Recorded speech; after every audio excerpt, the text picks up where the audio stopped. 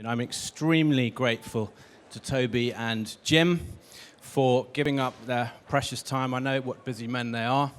And it's just such fun to have these two former Brasenose friends from those Brideshead days in the 80s joining us, because when I realized that they knew each other, I thought that the parallels between their respective work and education are quite extraordinary.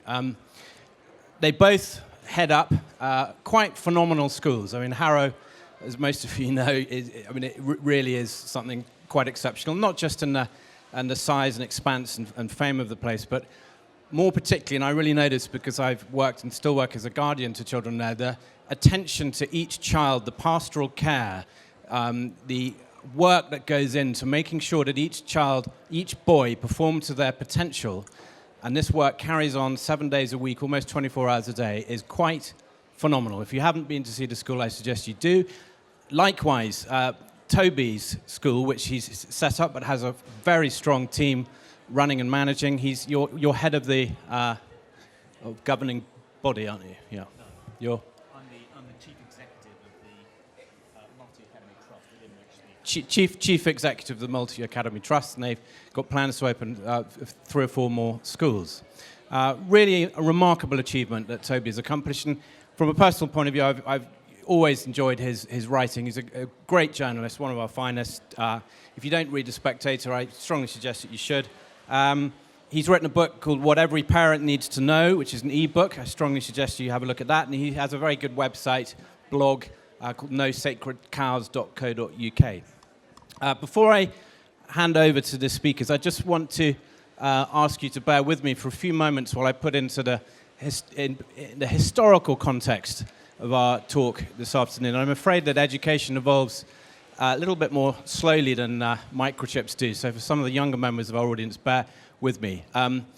So over the last 500 years, I think that British education, British schools have suffered 2 catastrophic state-sponsored acts of destruction. And what we see here are 2 survivors from that. Both Jim and Toby are phoenixes which have risen from those ashes. The first happened in the 1530s with the dissolution of the monasteries. And people forget that there were also thousands of private chapels that were dismantled and abolished, chantries. And Harrow was very lucky because the chantry in the south porch of St Mary's Church on Harrow on the Hill already had quite a name in the 1540s, 1550s, and they had a very wealthy local market gardener, yeoman farmer, John Lyon.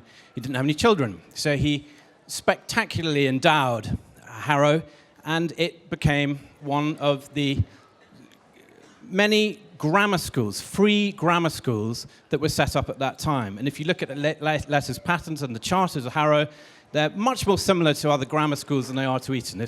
If Sir John Lyon came back today, he'd look down over the hill, look down over Eton, which is a good thing to do, and he'd probably be quite pleased that, unlike Henry VI, he didn't build the school under the flight path, but he wouldn't see anything in common at all, that the letters pattern of Harrow are much more similar to Wakefield Grammar and other schools that are here today, such as Uppingham and Highgate, that have become great schools. But Harrow was a free grammar school, but with permission in the charter to allow foreigners, as they were called then, but they were foreign only because they lived outside the parish. By the 19th century, it had become one of the great public schools, and there is still a grammar school which is part of the same foundation, the John Lyon Grammar School. So, moving ahead to the next big destructive event of the 1960s, 1965 to 1976, where we saw the abolition of the grammar schools. Again, a state-acted sponsored work of dogma, nothing else, frankly. And there was nothing in its place to take on that classical liberal education that had been lost, frankly, until 2010, when the first free schools were established. And Toby, I think I'm right in saying, established the first free school, based very much on classical liberal educational principles. And as I said, if you go to the school, you will see that very much in evidence. So, is Toby this afternoon going to be, ladies and gentlemen, our Trojan horse, who's going to convince us that all the schools in this building are eventually going to become obsolete as the state offerings really improve unquantifiably in quality? Or, with Jim's help, are we going to find out that this is going to be a great golden age of British education as the state and independent sectors converge and come together? Now, this isn't really a debate, but Winston Churchill said in the darkest days of the war that he wished he had the autocratic powers of his old Harrow headmaster. And here is one of those old masters with his cane there in the background and his Bible. So I'm going to decide who is going to effectively win this debate, and they will be the recipients of this. I hate to think what Toby will do with it if he gets it. So here we go. Let me just open by asking Toby and Jim to comment on this. As a founder, does it concern you that your founding principles over the next 500 years might evolve and change into something that is entirely unrecognizable from the school you have today? Yes, a little bit. I mean, I think if the school or the schools that I've helped set up are still around in 500 years, that would probably be achievement enough. But certainly the founding principle on which the first school and the subsequent schools have been founded is that all children should have access to a classical liberal education regardless of background or ability. And can you just elaborate a little bit on what exactly a classical liberal education is, please? Yeah, in a nutshell, it's introducing children to the best that's been thought and said, which was Matthew Arnold's definition of culture, but accompanied by lots of art, music, drama, and competitive sport. Good. And Jim, what do you feel? I mean, do you think that your founder would be a little bit bemused if he found all these schools in Asia and the outreach that Harrow has? I think he would be astonished at some things. I mean, he set up this tiny little school that started off with one boy called Macquarie Wildblood 400 years ago. It was founded a bit before then. And now there's a family of schools and institutions. So a school of nearly 830 boys, full boarding, 12 boarding houses all on the hill. A family of international schools, soon to be 4 of those. A big charity, John Lyons Charity, one of the biggest education, young people's grant-giving charities in the London area. And the Harrow Club and various other aspects that are all now governed by the governors with that sort of inheritance. So he'd be astonished at the diversity of the Harrow operation now. I think he'd be amazed at the level of pastoral care, which rather contrasted to what happened in his day, and some would say until just a few decades ago, in fact. I think he would, however, he would be reassured by the fact that his founding vision for the school was still very much in place, because he wanted a school founded on the values and principles of godliness and good learning. Godliness and good learning. And I think actually in our day-to-day life at Harrow, we're still very much living that out. So I think he'd be greatly reassured by the values and the conduct and the aspirations of the young men at the school that I now oversee. Do you think he would feel that the school was still sufficiently charitable? He would, and I suspect this is a big topic, charitable status and also how charitable the school is. What he would see is about 170 different partnership activities with state schools. He would see funding to enable access for those on lower incomes. He would see a school that is very outward-looking, engaged with the local community, starting up and supporting local charities. And I think he would also be excited by the real vision that we have to prepare young men for a life of leadership, service, learning, personal fulfillment, those sorts of things. So our endeavors are all focused in that direction. And yes, I think the founder would be pleased to see that worked out. Good, thank you. Toby, do you think independent schools give the value they purport to? Yeah, well, I think that's a really interesting question, and I hope that we'll be able to spend a little bit of time on this, because my object, as I see it this afternoon, is to dissuade anyone here thinking of sending their child to an independent school from doing so on the grounds that it's a waste of money. Not on moral grounds, but on financial grounds. And I hope Jim will want to engage in this particular debate. And if you'll allow me a bit of latitude, I think there are 3 main arguments why it's inadvisable now to send your child to an independent school. The first is that all things being equal, they're less likely to get into a Russell Group university if they apply from an independent school than from a state school. That's partly because universities now, in order to charge the full amount of tuition fees, need to show that they are broadening access. And one of the ways in which they show that is to show that the percentage of applicants admitted each year from the state sector is increasing. But it's also not just an ideological preference. Some research was published last week by an organization called Cambridge Education, which discovered that if you control for prior attainment, children from the state sector are more likely to get firsts or 2-1s at university than children from the independent sector. Which is to say, if you take two groups of children with exactly the same A-level results, the ones who've been educated at state schools are more likely to get firsts or 2-1s than the group educated at independent schools. And one theory as to why that should be so is that the independent school students are lazier. They think they can fall back on their social networks, their parents' connections, and so don't try as hard at university. A second reason is that actually people wildly overestimate the impact that schools have on GCSE and A-level results. A group of behavioural geneticists at King's College London, led by a very distinguished behavioural geneticist called Robert Plomin, carried out some research in 2013 in which they studied 11,000 sets of identical twins, some of whom had been separated at birth, some of whom hadn't. And they concluded that the variation in GCSE results 60% of that was due to genetic variation, and only 36% due to variation in their shared environments, such as the families they were from, the schools they went to.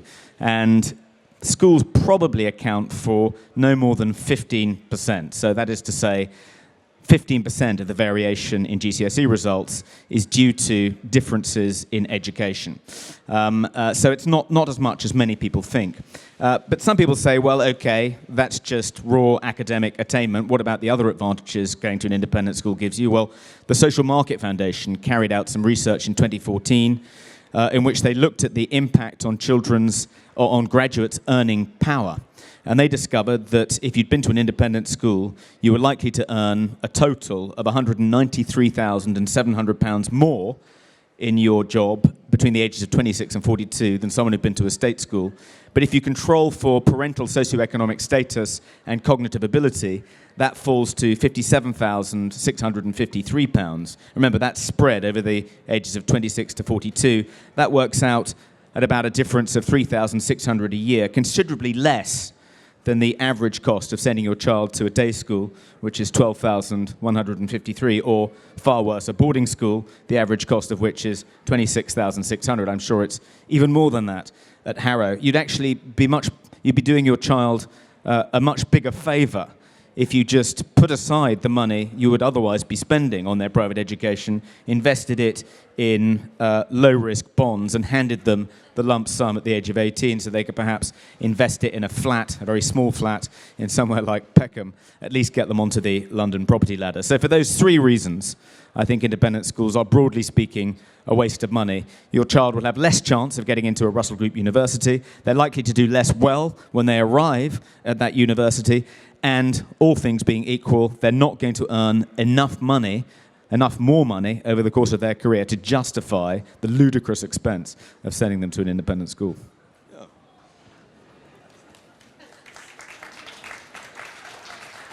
Now, I see my job actually not to dissuade you from going to schools like Toby's, actually, but to choose the best schools for your children. And my prediction of the future is that one sector will not smash the other, as it were, but there will be a combination of excellent state schools. I think the state sector is demonstrably improving in sort of pockets of excellence, but there is still very much a place for independence in the future for reasons that I hope will come out through what we say this afternoon. Coming back on Toby's 3 points. First of all, access to the universities. It is, of course, true that Russell Group and the other elite universities, and there are several others, are particularly conscious of the pressures being placed on them to demonstrate social mobility. One of the real problems, incidentally, in these measures of social mobility is that people still go on about which pupils were at independent school and which pupils were at state school. That's not the point. For example, at Oxford, a third of those that are there on bursaries because they're from low-income families have come via the independent sector because they had bursaries and scholarships through schools that are de facto grammar schools in their areas. So actually stratifying data in terms of independent and state is terribly unhelpful because the independent sector is in places a great agent for social mobility, as an aside. It is true, of course, that those universities are looking very carefully at the proportions of pupils coming from different places. Some universities even have quotas. But I would assert that even now, even with that potential challenge for schools like Harrow, the advantages of being at the best independent schools outweigh the disadvantages that are within the system. So, for example, at many of the best independent schools, like the top end of the state sector, the university preparation and advice is simply superb, where those schools, because of the economies of scale and their resources, are able to work out the best way of identifying the traits for references, for being able to read the right things, to be able to challenge one another in the right way in order to secure those university places. And at Harrow, in our experience, the top universities nearly always get it right. The brightest ones get into Oxbridge and Harvard and Ivy League and so on. The borderline ones sometimes do, sometimes don't, and the ones that are a mile off don't. So I actually think, if you can just cut through all of the extreme headlines about systems to block the independent sector, the real experience is that these independent schools are excellent in this regard, as are many of the state schools. Harrow works in partnership with Twyford Church of England Academy, which has a brilliant Oxbridge return rate. We work together on running an Oxbridge summer school to share our knowledge with about 160 boys and girls from the end of the lower six in the state sector so that we can all work together on getting them there. And I think we will win the debate with the higher education sector to get them to measure social mobility in different ways and to allow the two sectors to share their resources in order to get the best university outcomes. The second point, the HEFKE research, which was published to say that 82% of state pupils going to university versus 73 independent got firsts or 2-1s. What you may not have seen in the small print in recent weeks, they forgot well, no, they didn't forget anything. They got it wrong. They got those numbers transposed. It's the wrong way around. It was 82% from the independent sector, 73% from the state sector that got the firsts and 2-1s. And rather like any sort of apologies that one sees, it's actually harder to find than the original story. And if one actually goes further into the data, of course, looking at the top end of the universities, all of the boys and girls going there are getting A stars and A's. It's only when you go well down the A-level results to B's, C's, and D's that one discerns any difference of the type that Toby is referring to. So I would urge caution with regard to those dramatic headlines about HEFKE research and so on. The third point, interesting to pick up Toby's assessment of what success is, really. Is it the grades? Is it earning power? Is it something else? I would actually say that when it comes down to it, though, of course, at the school I'm involved with, we're very proud of our results. We're very proud of, both in terms of academic and sporting and in the cultural world and all those things. But when it comes down to it, we will only be able to measure our true success in 10, 20, 30, 40 years' time when we see the sorts of lives that the young men of Harrow go on to go on to fulfill. What sort of young men, middle-aged men, older men they will be, what sort of leaders they will be, the impact on society they have, and that Harrow will have played a part in that process. And I really hope that all schools, whether state or independent, would have that long game in mind and to think of, comparing average earning power and those sorts of things. To me, actually, sort of demeans what we're really about as educationalists.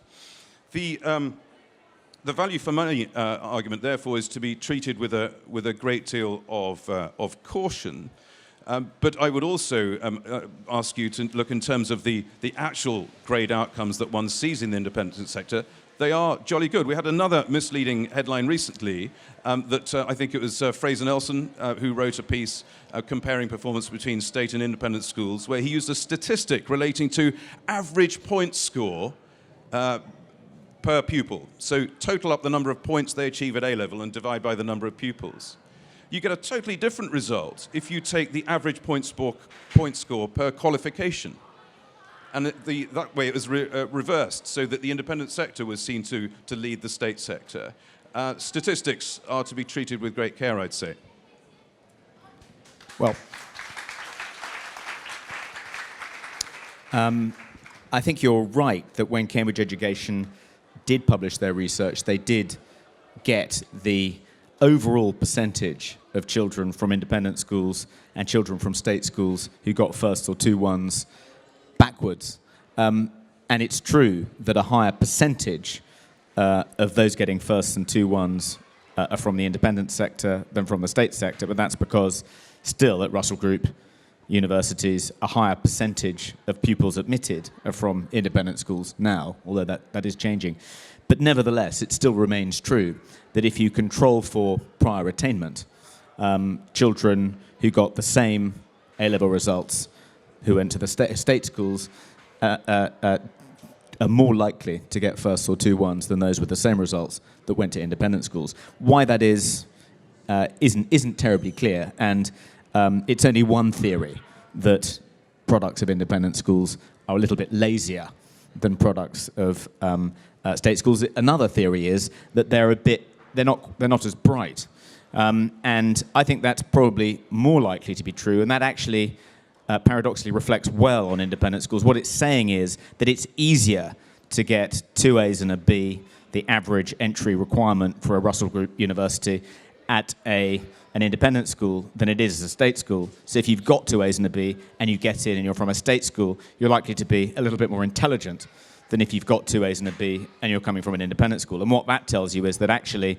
one thing independent schools do quite well is they take children who are quite bright but not super bright and get them into good universities, which is something that state schools probably aren't quite as good at. Can I come back just on that one, Toby? I mean, I think if we look at the kinds of universities that get the most attention are the ultra-competitive end. So Oxbridge, the London-based universities, Ivy League, but in the UK, those courses that are heavily oversubscribed, where the vast majority of students that end up there have got straight A stars or close to it. And the vast majority of those would have got those straight A stars, whether at Toby School, or whether at Harrow, or whether at somewhere else. It's misleading to think that there's something strange going on, very different results for the brightest children. They're not. They're bright. They're hardworking. They're going to get there. So I would like the debate to be as much, if not more so, about those other aspects of education. What else is going on in terms of character development? One argument that says that maybe, I have to take care with this one, but that why is it that perhaps there could be some from the independent sector that are not getting the first when they may be getting a 2-1. Well, certainly for some individuals, it could be that they are thoroughly involved in the kinds of extracurricular life activities that they've had in their school. They may well be playing university sport or being in a play, or they may well have be developing that sort of character-based education that they've had at school and end up being, it's not outrageous that they get a great job afterwards because they are eminently employable, rounded, and so on. So again, there's more to it than the results. Well, Jim, I think that, if I may say so, that's a slightly slippery move on your part. One of the reasons it's useful to look at the impact of having gone to an independent school on graduates' earning power is because we have the data, we can measure it. How do you measure the kinds of things that Jim is referring to, overall character building impact? And this is how I think good independent schools bamboozle parents into parting with their money. They point to the pictures of their distinguished alumni. There's Winston Churchill looking down at you, and somehow plant the idea in the minds of prospective parents that their children will become great leaders and that Harrow or some other school has contributed in some important but indefinable way to turning its products into great leaders. But won't your school do that, Toby? Won't your school in some indefinable ways produce some great characters in the future? I hope so. Well, I hope so, but one way in which you can measure the impact that schools have on children is you can examine them when they join the school, and then you can measure how much progress they make when you compare their GCSE and A-level results to the starting points. And that is one way in which state schools are judged. It's a column in the league tables. It's a measure known as value added, and it's shortly to become something called, I think it's not best 8, but progress 8. But where independent schools opt out of this is they measure the attainment, the ability. They give their new entrants something like an IQ test, and they can see how much progress they make as they go through the school, but they never publish that data. And I think one of the reasons they don't publish that data is because they know that actually the data will show that the reason so many of their children do so well and go on to such good universities and get great results and even go on to take up leadership positions in all sorts of fields is because they start out at a very high point. And I wanted to challenge you, Jim, to a progress contest between the West London Free School Secondary and Harrow, whereby we agree on a way of measuring the starting points, and it would have to be, I guess, in our case, children in year 9, because that's the age group that start at Harrow. So we agree on a way to measure the starting points of a cohort starting in year 9, and then we wait and we see how well they do in their GCSEs and their A-levels, and then we see which school is responsible for making more progress. Would you be interested in taking up a challenge like that? Not on those terms, no. We do measure value added, and yes, we look at that internally. You're right, Toby. We do something called mid-year baseline testing. We look at GCSE results, subject by subject, compare to that, and then we also look at A-level results and compare that with overall GCSE performance. We use it for internal performance management. It tells us whether individual subjects are in line with expectations or whether they're well above or well below, or somewhere in between. And it's absolutely fascinating. And generally speaking at Harrow, we find that the subjects are in line with our high expectations. And of course, many of our pupils are arriving in a great state. Those that come from the state sector do jolly well. And those that come in from prep schools are in great shape too. They're arriving at the beginning of year 9, raring to go, having had a lot of value added in their schools prior to Harrow.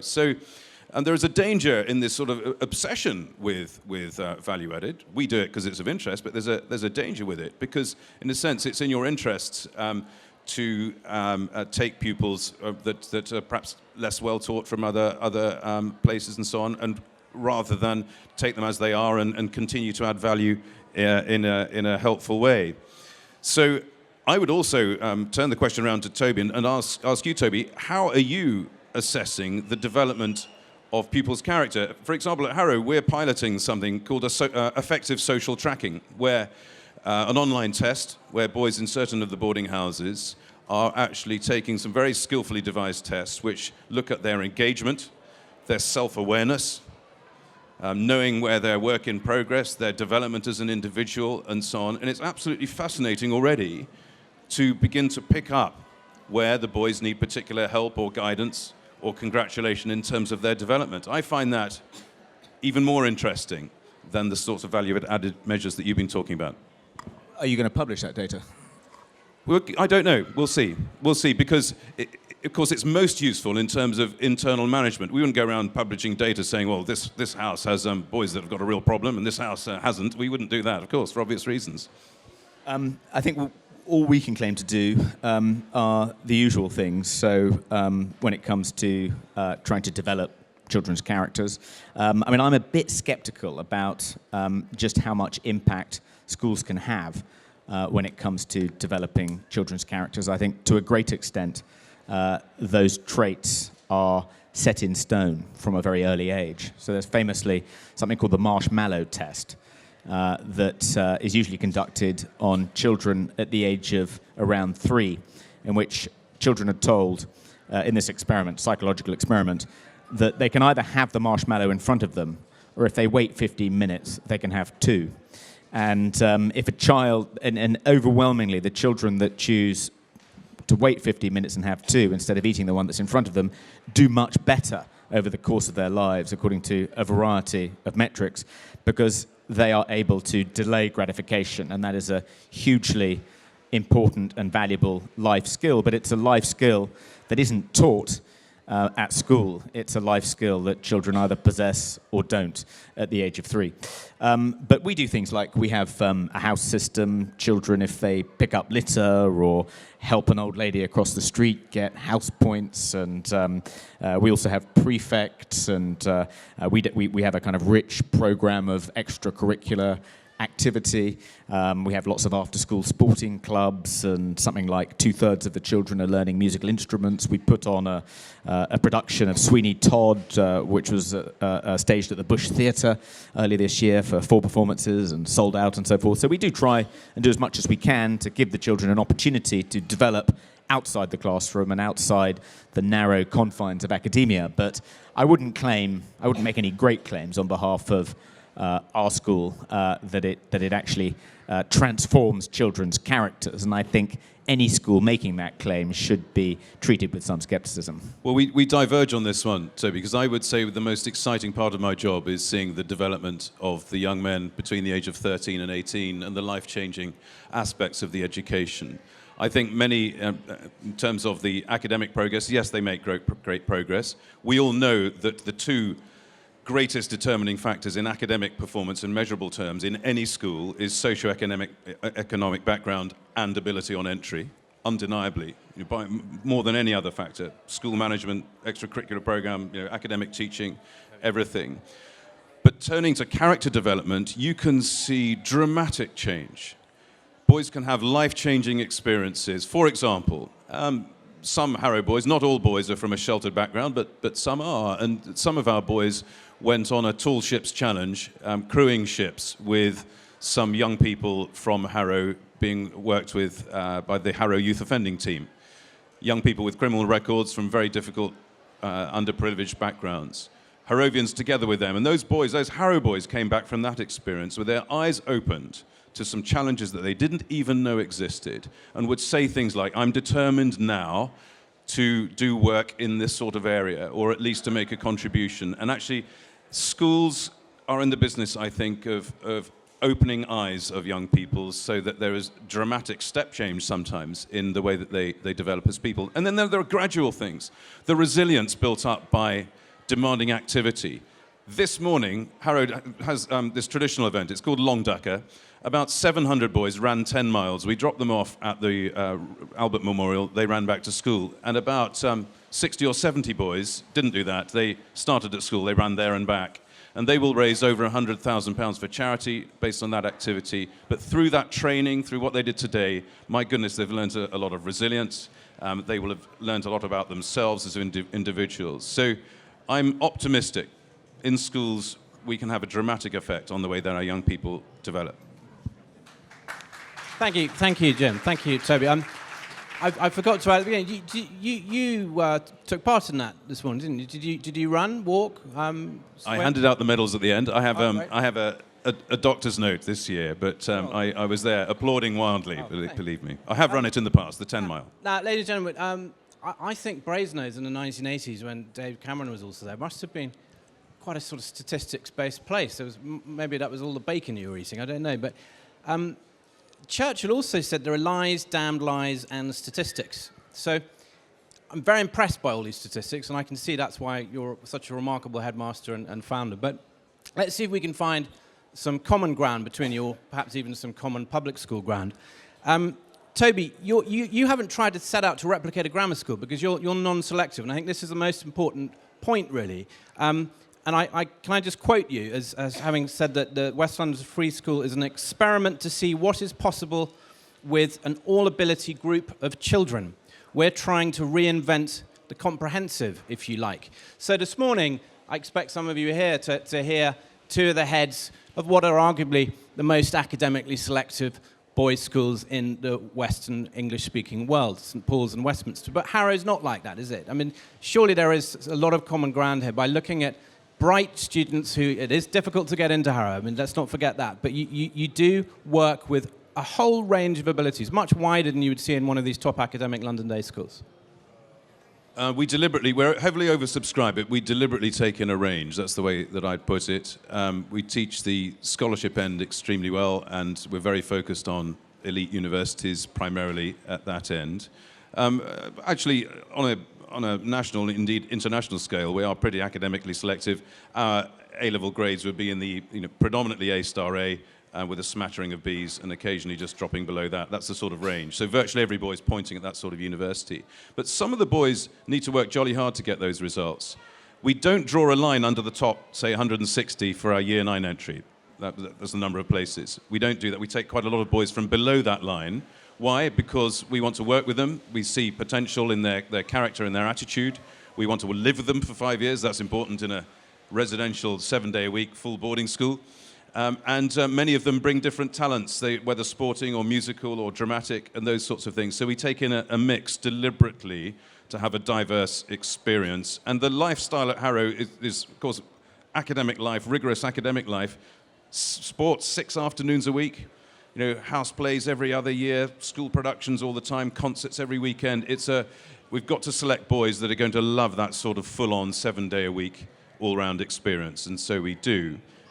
So yes, I agree in part what you said, Charles. We're very academic, but we deliberately take in more of a range than you'd expect. Yeah, well, it's not quite right to say that we don't try and replicate some of the things that are done at grammar schools, but we certainly don't have a grammar school intake. You're non-selective. The West London Free School Secondary is a non-selective school, that's correct. That's the main point. Yeah. Yes, and that's because partly because we're not allowed to. It's been illegal to set up a new grammar school in this country since a law was passed preventing that in 1998 by New Labour. Would you like to be selective? I think, actually, some of the schools which are very successful in London, but don't suffer from some of the shortcomings that grammar schools suffer from, i.e. very few children on free school meals and overwhelmingly homogenous intakes. Some of the most successful London schools are partially selective. So there's a comprehensive in Mill Hill, which I think selects something like 25% of its pupils, and then the remainder are mixed ability. And I would quite like to have the latitude to do that, but we don't. But what I mean by replicating some of the things grammar schools do, in spite of having a non-selective intake, is we want all the children to study a rigorous academic curriculum, regardless of their starting point. So all the children at the school are expected to do Latin in the first 3 years. They're expected to do at least 2 sciences and ideally 3.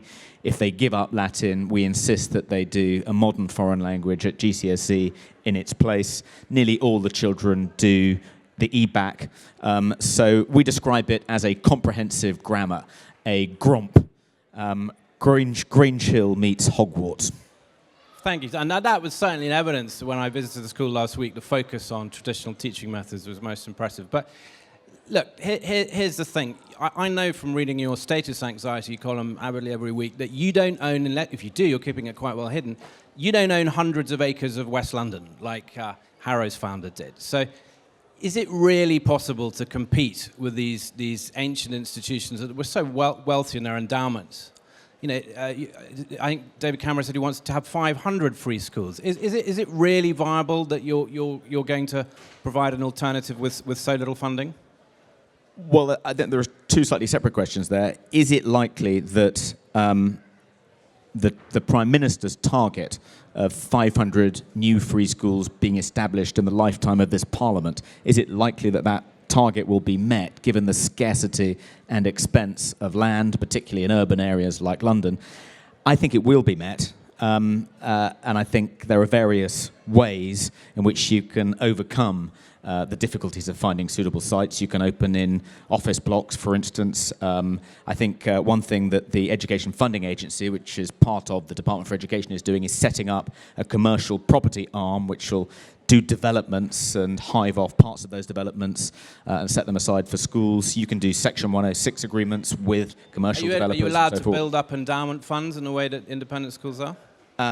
Well, I think yes, we are, and that is something we are trying to do. We have a foundation trust which sits alongside our charitable trust. I mean, the other question: could free schools ever hope to compete with schools like Harrow. I think that remains to be seen. My view is that as state schools get better, and they are on an upward trajectory, and as more and more really good state schools enter the picture, and schools like Twyford, which Jim mentioned, succeed in replicating themselves, and that's one of the great things about the Free Schools program. It enables really successful, high-performing comprehensives to just clone themselves, and Twyford's done exactly that. As that begins to happen, I think some independent schools will go out of business. Not because we can offer the same experience exactly. Of course, we'll never have the same facilities. We'll never be able to compete when it comes to sports like rowing. I remember going into the boathouse at St. Paul's Boys' School for the first time a few years ago for a TV program I was making, and literally the boathouse was larger than the comprehensive school I had been to. So that was a shock. I had no idea quite what the difference was between an independent school like that and a comprehensive. But I think the expense, the ever-increasing expense of independent schools means that more and more ordinary middle-class people are just being priced out of the sector. And as they're priced out of the sector, I think it's more likely that they'll send their children to good state schools rather than try and find low-cost alternatives to schools like Harrow. So, Jim, I mean, just as you reply to this, how important do you think are facilities? Do you think even that some schools are over-facilitized, if you could use that word now? That there's a bit of an arms race going on with facilities? First of all, before I come to that, Charles, I'm entirely in favour of what Toby's doing. I think key to the success of Toby's schools is this uncompromising and focused approach about a proper academic education, a classical liberal education, and that's clearly working, and I think it's tremendously exciting. And I'd love to see many clones of these schools develop. I think it's healthy for everyone, healthy for the state sector, healthy for all schools, and healthy as we work in partnership to have so much common ground in our educational discussion. I think it's really important. In terms of facilities, they matter to an extent. I would say in a full boarding environment, they matter more than in a day school environment, for obvious reasons, because you are providing that full experience through the day and every day of the week. So the boys at Harrow are doing so much sport, so much music, so many things other than sitting in the form rooms, which they do. Actually, it's quite problematic if you don't have the spaces and the ability to do that. So when you have a block fixture with 20 rugby matches going on and another 6 soccer matches and some indoor sport and that sort of thing, of course, you need the acreage and the sports halls and that sort of thing in order to be able to deliver that sort of extra curriculum. But are they essential to a great education? No, they're not. And there are many schools that do very, very well with more limited resources. In terms of, I just want to perhaps clarify one thing that's sometimes misrepresented. When people look at schools like Harrow and they look at some great facilities, they may say, oh goodness, is that why the fees are so much? Well, actually, no, certainly not in Harrow's case, because the fee that is charged simply covers the running costs of the school. So the staff salaries, the basic refurbishment, the basic maintenance of the school, anything that is built as a major capital project, we have to fundraise for that as a separate item. And not a lot of people realize that. They think these parents are paying every year, and then it's all going to that magnificent new science lab or whatever. So we really have a task in terms of making Harrow as affordable as possible, but also continuing to develop the school. Major fundraising. We also have the advantage of these international schools, which are overseas, which are paying us an annual sum, which goes at the moment straight into an endowment which is building up, which will help us increase our bursary giving over the years to come. And we've got some big targets in mind that we will be a major task for Harrow School over the next few decades. Would you like to become needs blind? Depends what you mean by needs blind, because of course any means testing system is defined by the school, and you define what poverty is. Some of the American universities have a very different definition of poverty as compared to, say, the British system. But if by that we mean that there'd be a certain number of places, or all places, on a means-tested basis. So if you're good enough or assessed to be the right person for Harrow, then you can come, and you have a sliding scale. That would be desirable. Whether it would be 100% of the places, I think a defined proportion of the places that would work well. and it's an aspiration. If you look at the very wealthy and well-endowed American, what they call prep schools, but they're senior private schools, some of those have $500 billion endowments, and with that they can subsidize the whole fee for everyone and also give means-tested places to all that apply. It's an aspiration. So I'm afraid, ladies and gentlemen, we're running out of time. I just want to ask a final question to Toby. If one of the boys at the West London Free School was offered an all-expenses-covered scholarship to Harrow, total 100% fees paid, would you encourage him to accept it? I don't doubt that the boy would benefit from the experience, and it would be a fantastic opportunity. But for selfish reasons, I think I would try and dissuade him from accepting it, because one thing that all state schools desperately want to do is to be able to point to really successful students, and that means students who get really good GCSE results, fantastic A-level results, and go on ideally to Oxford and Cambridge, to reassure parents who are otherwise nervous about sending their children to the school that if your child applies themselves, they can do really well. And I think actually the problem with assisted places, full bursaries and the like, even though I don't doubt that they do provide children with tremendous opportunities, is that they do have a negative impact on the schools that those children are removed from and would otherwise go to. Right. I hope we'll have time for a couple of questions, but I do think it's right to ask you both to just wrap up in a minute each, if you could. Just some final comments. Yeah, I'll go first because I was going to say something quite rude when I want to give Jim an opportunity to reply. Just to conclude the main theme of this conversation, which is, do independent schools represent value for money? An American humorist called H.L. Mencken was fond of dining at an American club restaurant called the 21 Club, known as the Numbers Club. And one of the distinguishing characteristics of 21 is the exorbitant price of the food. And H.L. Mencken speculated that somewhere in the upper environs of 21 there was a soundproofed room where the owners liked to convene every evening and laugh at the patrons below paying these incredibly inflated prices for their food. And he called that the laughing room. And I would just counsel you, next time you're being given a tour of an independent school and you're seated in the headmaster's study for the kind of final coup de grace in which the headmaster is attempting to close the deal, have a look around. If you see a door with a lot of felt on it in the bottom left-hand corner, that's the laughing room. Jim. Actually, I don't think the question has been totally about value for money. That's a consideration. It's been a look into the future as to what the great schools will be. And I think, all going well, the future will have great independent, what we call public schools and other independent schools still. It will also have an improved and outstanding state sector.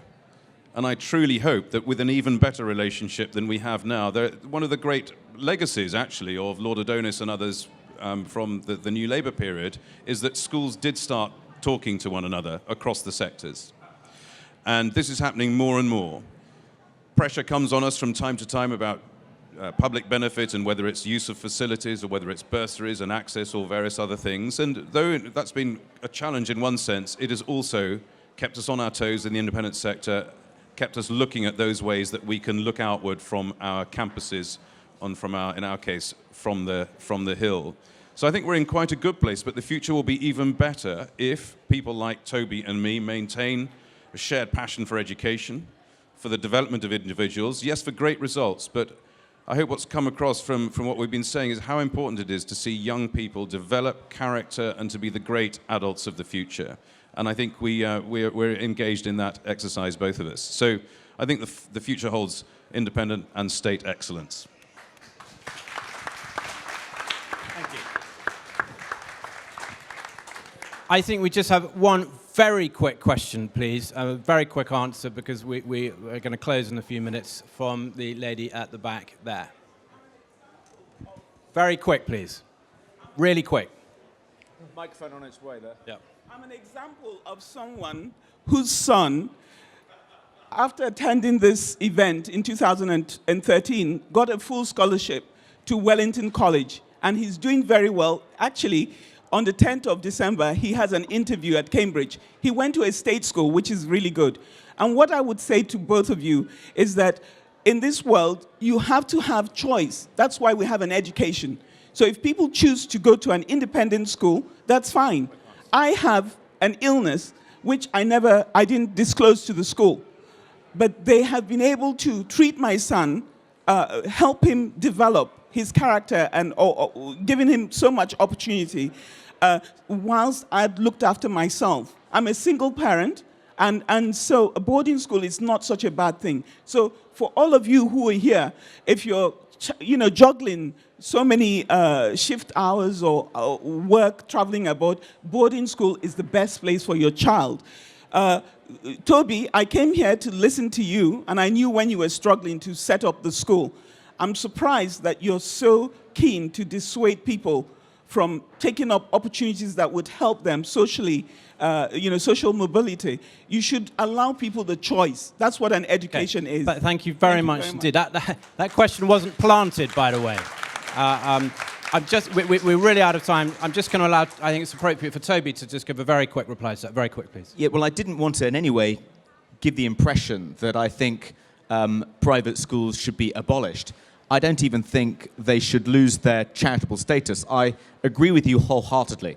Parents should be able to choose which schools they send their children to, and that choice should be as widely available to as many parents as possible. But my object is to help put some private schools out of business, not all, but some, by persuading parents that actually that their children would be better off and they would be wasting their money if they send them to independent schools. But it's just a matter of persuasion, and that's what I'm trying to do. I'm just trying to persuade you. I want independent schools and state schools to compete against one another on a level playing field, and that's why I don't want to rob independent schools of charitable status. My school has charitable status, so I think Harrow should as well. I want to beat independent schools on a level playing field. I want to be able to show parents that actually, all things being equal, their children would actually be better off at a good state school than even a good independent school. But it's a matter of persuasion, not force. But thank you, Toby.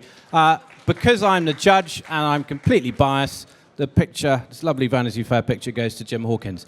Thank you very much, guys. That was really brilliant. I mean, the statistics are impressive. Charles, I just want to say... I'm sorry, we haven't got any time for more questions. No, not question. It's just to say thank you very much to Mr. Hawkins. My son just finished in Harrow School, and Mr. Hawkins is doing a lovely job in Harrow. Thank you very much. Thank you.